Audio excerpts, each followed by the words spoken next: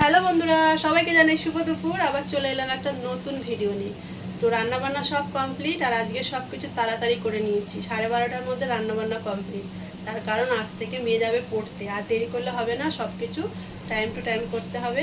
এইমাত্র স্নান টান করে এলাম, আর দাদা ভাইরা আসলেই খাওয়া দাওয়া করবো। আর রান্নাবান্না আজকে কী করলাম, আজকে রান্নাবান্নাতে পুরো নিরামিষ সব কিছু।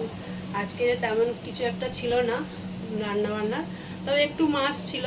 কালকে মাছ খেয়েছি বলে আজ আর মাছ করলাম না। আজকে একদম ডাল ভাত। তো ডাল ভাতের মধ্যে কি কি রান্না করলাম চলো তোমাদেরকে দেখাই। আর ভিডিওটা যদি ভালো লাগে অবশ্যই লাইক কমেন্ট শেয়ার করো। অনেকে হয়তো ভাববে যে প্রত্যেকদিন আমি কেন এরকম ধরনের ভিডিও দিই। তার কারণ আমি ডেলি কি করি না করি সেটাই বেশিরভাগ আমি শেয়ার করি, তাই জন্য এই ভিডিওগুলো করা। তো ভালো লাগলে দেখো, আর যাদের ভালো না লাগবে তাদেরকে অনুরোধ রইল স্কিপ করে চলে যেও। তো চলো কী কী রান্নাবান্না করলাম সেটা দেখিয়ে দিই। এখানে ডাল বানিয়েছি, মুসুরির ডাল পাতলা করে একটু বেশি করে বানিয়েছি। তার কারণ আমরা এখন লোক সংখ্যা একটু বেড়ে গেছি আমাদের বাড়িতে। আমার ভাসুরের ছেলে আর আমার ভাগনা এখন ওরা এখানেই খাওয়া দাওয়া করছে, কেন কাজের খুব চাপ আছে, এখন ওদের রান্নাবান্না করার সময় হবে না, তার জন্য আমার কাছে খাচ্ছে, নাহলে ওরা রান্নাবান্না করেই খায় আর কি। তো যাই হোক, আর এখানে করেছি এ দেখো চিচিং ভাজা। এই চিচিংটাকে আমরা তো বাংলায় চিচিং বলি, এখানে এটাকে দরকা বলে।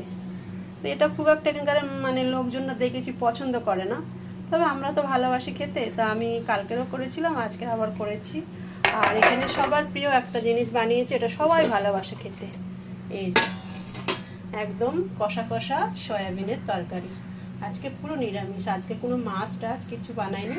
অল্প একটু মাছ ছিল ফ্রিজে, কিন্তু করলাম না, কালকেরই মাছ খেয়েছি তার জন্য। তো ডাল সয়াবিনটা সবাই ভালোবাসে, আর তোমরা তো জানো দাদাভাই বেশি মাছ খেতে ভালোবাসে না। আর দুজনে আছে মানে ভাসুরের ছেলে আর ভাগনা, ওরাও খুব একটা মাছ ভালোবাসে না খেতে। তো যাই হোক, এই হলো আজকে আমার দুপুরে খাওয়া দাওয়া। ভিডিওটা ভালো লাগলে অবশ্যই লাইক কমেন্ট শেয়ার করে পাশে থেকো, আর যাদের ভালো লাগবে না তারা স্কিপ করে চলে যেও। সবাইকে শুভ দুপুর, সবাই খুব ভালো থেকো।